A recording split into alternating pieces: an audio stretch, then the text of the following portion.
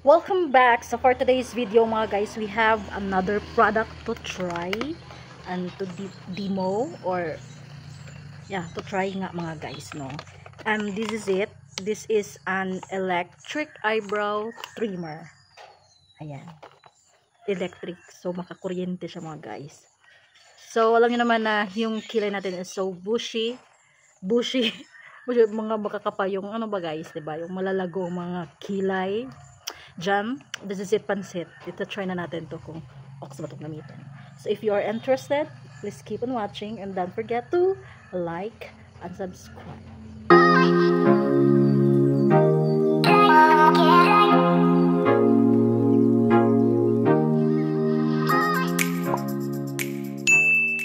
So naghanap ako sa Shopee guys ng trimmer or shaver, brow shaver, trimmer, and nakita ko to. Kung nakita nyo din to, comment below. This is an electric eyebrow trimmer. It helps to remove hair instantly and pain-free. Buti pa to, pain-free. Kasi ito siya, naka-box. Buksan natin siya mga guys. Ayun. And it comes with this something, flyers. And meron siyang cord kasi nga rechargeable daw to siya mga guys eh. Rechargeable daw to siya. So, it comes with a wire, charging wire or cord, and ito na yung parang ball pen. It's a ball pen. So as you can see sa aking brows, meron na yung mga hairs ano dyan, oh, diba, may mga tumutubo na dyan mga guys. Ayan. So what we are going to do now, so tingnan natin kung effective ba siya or talagang ma-remove ba niya without pain yung ating brows, no. So I'm just kukuha muna ko ng salamin mga guys para makita natin ng maigi yung mga buhok. Alright, so ito yung itsura niya mga guys. Ayan, para siyang pentel pen but hindi nyo klaro, para siyang may ganyan, yan. O yan yung ano niya, kita nyo ba? Yan yung ano niya, shaver, like that. And then yung pang ano niya dito is ayan. O, diba, naririnig nyo yun na parang may diba? Yan siya pag ano. And then let's try it sa ating mga buhok-buhok dyan. Kukunin natin yung mga buhok-buhok na yan mga guys. Yung mga konting yan. Yung mga konting tumutubo dyan. Ititrim natin yan sila mga guys, no? So, ayan. Let's do this. Tingnan natin yung effectivity nito. Aray, baka makurente tayo nito.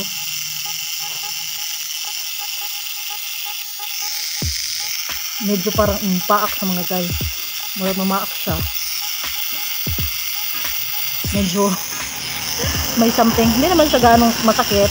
Bearable naman yung ano niya. Parang may kumakagat sa ano mo. Parang may kumakagat guys sa skin mo.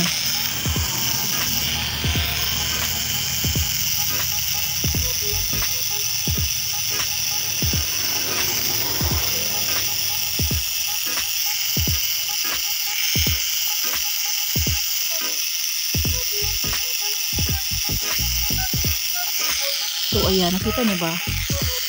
Mas ano guys, ano niya talaga yung mga mahahabang buhok. Matitrim niya talaga pero hindi niya gaano matrim smoothly. Makikita niyo meron pang mga something ayan oh. 'Di ba? Hindi niya talaga matitrim na ng smooth at ng klaro yung ano guys. Meron pang mga ayan oh, 'di ba? Parang meron pa siyang natitirang ano diyan. Tingnan natin ito sa kabila. Observe carefully muna guys. Focus. Kung makikita nyo yan oh. Yan. So tingnan nyo kung ano ba niya dito yan. Matitrim ba niya yung mga bukbuk yan mga guys. So tingnan natin. Pero hindi ko masasabi na ano siya, pain free kasi medyo may kumakagat guys. Pero bearable man yun.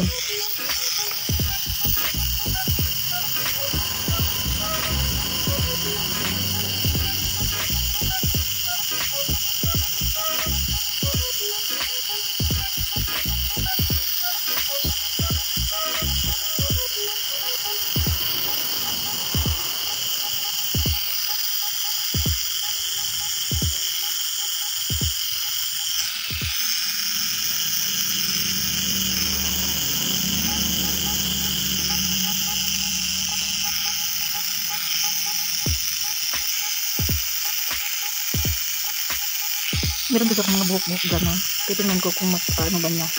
Matritrim ba niya guys. Ayun, natitrim niya nga. Pero hindi masyadong malinis yung pagka-ano niya. Pagka-trim-trim niya mga guys.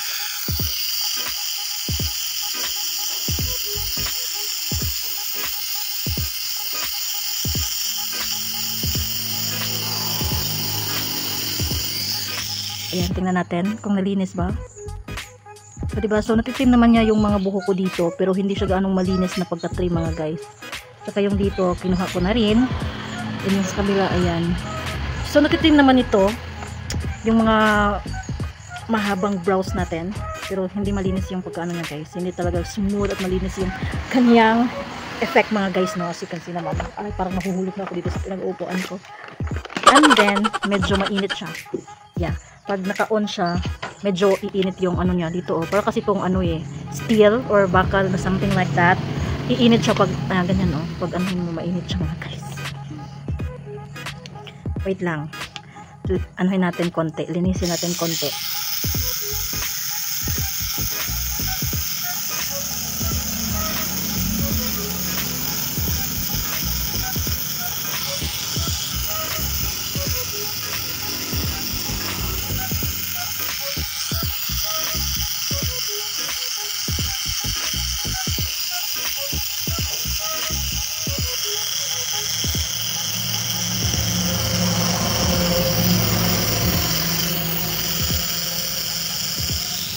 So yan, what is good about this is rechargeable siya. Kasi meron din kasi na battery lang yung gamit nito. But then I choose the rechargeable one. Ayan siya. Hindi ko alam kung paano to i-charge.